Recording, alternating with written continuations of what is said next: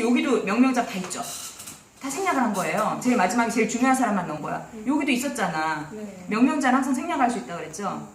이름이 너무 기니까 여기 요거 뒤에 사실은 명명자가 생략이 된 거야 지금. 이렇게 생략할 수 있어. 여기에도 명명자가 있겠죠. 원래 원종에 명명자를 다 생략하고 제일 중요한 것만 넣은 거야. 그러면 내가 또 어떻게 할 수 있겠어? 여기다 내가 개발을 했으니까 내가 포마를 붙이고 요거 얘는 생략하고 여기다가 내가 빨간 색깔에 뭘 넣었으니까 레드 엣지라고 내가 이름을 붙였어. 그리고 나서 뒤에 장문으로 이렇게 넣겠죠. 무슨 말인지 이해됐어요? 이게 그래서 내가 좌표 같은 거라고 얘기하는 거예요. 학명이 어렵게 생각하면 한도 끝도 없이 어려운데 이렇게 그냥 이거를 다 하나 해석하려고 하시지 마시고 해석 못 하시잖아요. 나 아직 다 못해요 이거. 해석하려고 하지 말고 아 이게 뭐를 얘기하고 구조가 어떻게 되는지 구조를 알면 자 예를 들어서 내가 처음 보는 학명들이 쭉 나왔어. 틀린 걸 고르시오 하면 내가 학명 몰라도 구조만 알면 틀린 건 고를 수 있죠.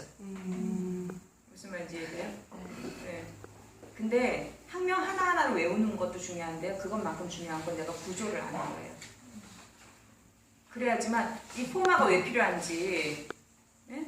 이 중간에 있는 약간 접속사 같은 거잖아. 이게 느낌이 이 표기해준 얘가 왜 필요한지를 지금 얘를 보니까 아 하지만 아까 그 책만 봤을 땐 도대체 뭐가 이렇게 복잡해 이러잖아요. 그래서 필요한 거예요. 얘들이. 이게 얘를 정확하게 만들어줘요. 이름을. 그러니까 장문옥이 한 100명이라고 생각을 해봐. 얼굴에 점괘 많은 장문옥, 얼굴이 허여물건한 장문옥, 얼굴이 새까만 장문옥, 머리 노란 장문옥 이렇게 다 구분을 할 거 아니에요. 그런데 아니면 뭐 얼굴 허연 장문옥의 딸인 장문옥 이름이 똑같아. 구분을 할 거 아니야. 이게 다 구분하기 위해서 필요한 거예요.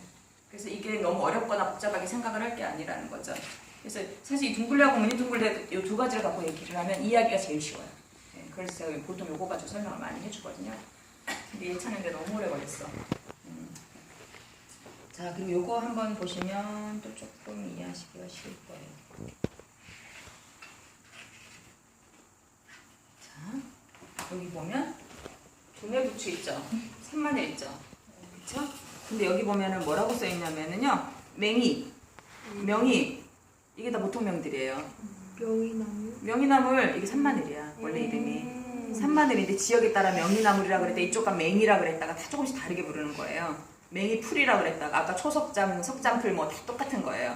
자, 근데 얘는 두뇌부추예요, 그쵸? 근데 우리 참외가 어느 지역 가면 왜라고 그러잖아. 그쵸? 참외라고 안 하고 왜라고 하는 데가 있어요. 그래서 어제 TV 드라마 무슨 뭐였더라 하여튼 무슨 그 프로에 그게 나왔더라고요.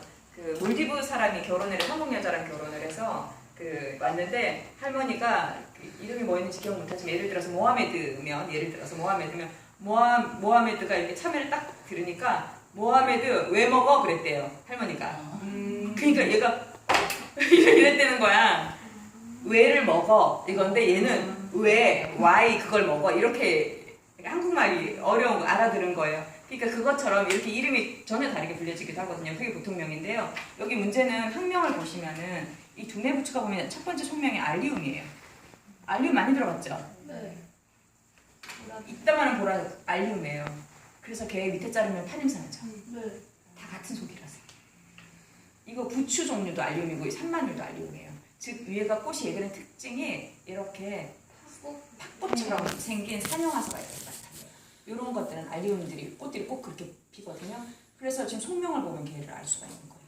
그래서 사람들이 알리움 자를 때마다 얘는 파냄새가 나요 이러는데 요거 두 개 같이 보면 왜 파냄새가 나는지를 알 수 있는 거죠. 다 친척인 거예요. 다 걔들 다 양파, 마늘, 파 마늘은 조금 틀리구나. 근데 양파하고 파하고 꽃 비슷하죠. 난 어떤 때 보면 처음에 양파 올라올 때 보면 파 많이 심어놨네 이럴 때도 있어. 근데 자세히 보면 양파예요. 네, 먹는 부위가 달라서 그런데 그거 양파예요. 근데 그것처럼 이렇게 조금씩 이렇게 속에 따라서 비슷한 성격을 가지기 때문에 그래서 제가 속을 구별을 해놓으면 훨씬 더 쉽다라고 얘기를 합니다.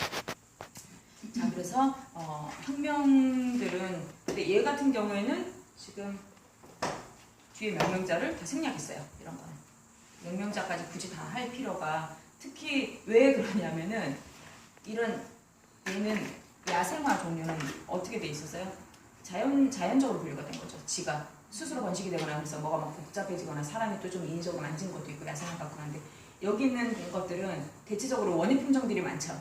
그러다 보니까 이렇게 뒤에 명명자까지 복잡한 것들이 좀 필요하지 않는 경우가 더 많고, 요거는 사람들이 쓰기 편하게 만들어 놓은 책이라서 요건 좀 정확한 전달을 지식하기 위해서 만들어 놓은 책이고, 요건 쓰기 편하게 만들어 놓은 책이라서 얘는 이 속명, 종명 뒤가 다 생략된 거예요. 꽈만 여기다가 별도로 표기가 되어 있죠. 그래서 책마다 이렇게 방법이 다 달라지겠죠. 지금 그러면 알리움, 코아니움. 그런데 컬러도 틀리고 느낌도 틀리지만 꽃이 산영화서로 피는 건 똑같죠. 그리고 자르면 파냄새 나는 것도 비슷해요.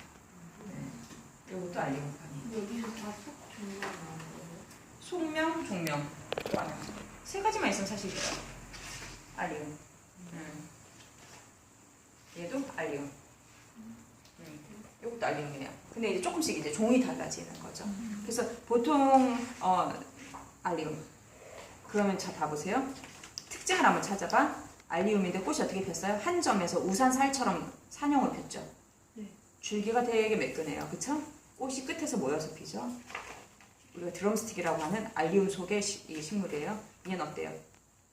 비슷한데 형태만 조금 틀리죠? 알리움이에요. 이것도. 자, 얘도 알리움이에요. 얘도 알리움이에요. 자, 이해됐어요? 네. 예. 근데 조금씩 틀리지만 기본적인 저기는 비슷하죠. 예. 그래서 그렇게 알면 얘들을 내가 어떻게 관리를 해야 되겠다도 조금 비슷하게 나올 수가 있겠죠. 예. 그래서 속 같은 걸 같이 백합도 마찬가지 아니에요? 백합 같은 경우에는 여러분들 수업할 때 이거 이제 나중에 아마 한번 그 얘기 또 나오게 될 텐데, 백합은 크게 백합이라고 하잖아요. 그쵸? 근데 백합을 얘기를 할 적에 백합 하니까 왜 백자가 무슨 백자야 한자로? 생각 한 번도 안 해봤어요? 백자가 무슨 백자일까? 흰백. 그죠? 네. 흰백이잖아 라고 생각을 하죠 사람들이. 일백백이에요. 네. 얘는 뿌리가 인경 비늘줄기인데요, 껍질이 없는 무피 인경이에요. 그러니까 양파도 인경이거든요. 근데 양파는 밖에 껍질이 있죠. 막 같은 게 있죠. 얘는 조각이 비늘 조각 같은 게 이렇게 탁치탁치 붙어있는 형태예요. 그게 조각이 너무 많아서 마치 한 100개는 돼 보인다는 거죠. 그래서 일백백을 써서 백합이라고 얘기를 해요. 중국에서 들어온 이름이에요. 우리나라의 토종 이름은 날이에요. 근데 여러분도 어떻게 생각해요? 얘는 백합이고 얘는 날이다 이러잖아요. 그쵸? 다 날이에요. 백합은 근데 틀린 건 아니에요. 워낙에 오래전에 들어온 이름이기 때문에 꼭 백합이 중국말이라서 쓰지 말아라 이렇게는 누구도 얘기를 하지 않아요. 백합 쓰셔도 괜찮아요.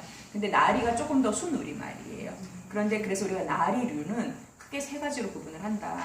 첫 번째는 아시안틱, 아시아 지역에서 자생하는. 향기가 그렇게 별로 막 강하지 않아요. 꽃 사이즈는 조금 작아요. 그런데 본래 원종들은 꽃이 약간 이렇게 정면을 보거나 약간 위를 보는 경우가 많아요. 원종들은. 그리고 한 줄기에 꽃이 되게 여러 개가 달려있는 게 특징이에요.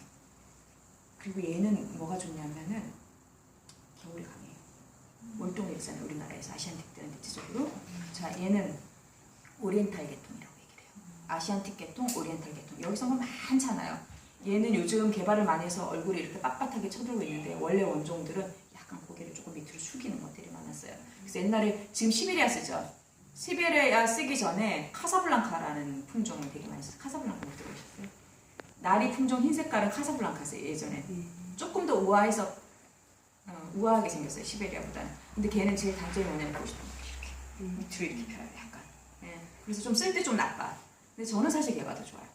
시베리아는 이렇게 약간 이렇게 돼 있어서 쓰기는 좋은데 카사블랑카만 우아하진 않은 것 같아요. 근데 어쨌든 그렇게 자꾸 개발이 되는 거죠. 그래서 그 종류들은 다 오리엔탈 계통인데요. 얘들은 향기가 조금 진해요. 꽃이 크고. 그게 특징이에요. 얘는 나팔나리. 잎이 이렇게 튀어나왔잖아요. 그래서 여기 보면 롱기플로럼. 꽃이 길게 폈잖아요. 그래서 롱이 붙어요. 롱기플로럼이에요. 그래서 나리, 릴리움 중에서 얘는 롱기플로럼, 나팔처럼 생긴 나팔나리라고 하는데 이렇게 세 개로 구분을 해요. 이것처럼 대충 전체적인 아웃라인을 가지고 구분을 하면 식물은 공부를 하기가 훨씬 더 쉬워요. 그래서 아까 그런 알리움 쪽도 한번 보셨고 나리 쪽도 한번 보셨는데 이렇게 구분을 할 수 있다는 거. 그리고 이제 뭐 다른 것들은 이제 제가 기회가 되면 이제 한번 다음에 시험 치기 전에 여름쯤에 제가 미국 갔다 와서 기회가 되면 식물 해부를 한번 해줄게요. 그러면 요 식물 분류한 거 과 분류하고 하는 게 이해가 훨씬 더 잘 될 거예요. 과 분류 그냥 하지 말고 넘어가세요. 만약 하실 거면 간단하게만 하세요. 너무 이렇게 깊게 들어가시 마시고 제가 미국 갔다 와서 해부를 수업을 한번 해줄게요. 미국 갔다 7월 중순에 한 20 며칠 정도 갔다 와서 여름에 꽃 종류 되게 많으니까 한번 밖으로 나가서 식물원 같은 데서 야외 학습을 한번 해보죠. 이렇게 보면서 하면 훨씬 더 이런 건 이해가 빨라요. 교실에서 맨날 떠들어봐야 그거보다 아예 하루 날 잡아서 식물원 같은 데 가서 그 시험 치기 전에 야외 학습 같은 거 하면 괜찮아요. 좋겠죠. 네. 엄청 좋겠어요. 원래 매년 봄 되면은 학원에서 학생들하고 식물원 투어를 가서 제가 가이딩 하고 그랬었어요. 우와. 했었어요. 근데 사실 올해는 죽게 바빴어요. 정말 죽게 바빴어요. 그래서 못 갔는데 학생들하고 식물원 투어 같은 거 많이 다니고요. 근데 재밌는 거는 한 번은 그 천리포로 갔는데 우리 학생들은 다 저 뒤에 쳐져 있고 할아버지 할머니들 난 직원도 아닌데 다 오셔서 내거 학생들은 할아버지 할머니들이 자꾸 이렇게 뚫고 앞으로 나가시니까 그걸 차만 밀치고 앞으로 못 가니까 학생들은 저 뒤에 가서 있고 할아버지들 할머니 앞에서 쭉 놓고서 나중에 보니까 우리 학생들은 없어. 한번 그런 적도 있었어요. 재밌어요. 그 봄철 같은데 그렇게 한번 가도 좋은데요. 봄철보다 여름 같은데 꽃 많고 아니면 식물원 그 온실 있는데 한번 이렇게 가서 무량기나 이런 데도 좋잖아요, 그렇죠? 온실 있는데 가서 이렇게 보면서 식물 특징 같은 거 한번 쭉 얘기하고 그래도 도움이 많이 돼요. 그리고 나머지는 그 다음 주는 언제쯤 분야 한번 하고 이래도 도움이 많이 돼요. 기회 되면 한번 여름이나 저 미국 갔다 온 다음에 한번 시간 잡아서 한번 가도 좋을 것 같아요. 언제 가세요? 6월 중순? 6월 중순에 가서 한 7월 한 20일 며칠 정도 들어요. 한 달 있다 가시나요? 한 달 안 남았어요. 한 달 남았나? 느낌은 한 달이 안 남은 것 같아요. 내가 오늘 오기 위해서 얼마나 많은 출혈이 있었는지 당신이 모를 것이다.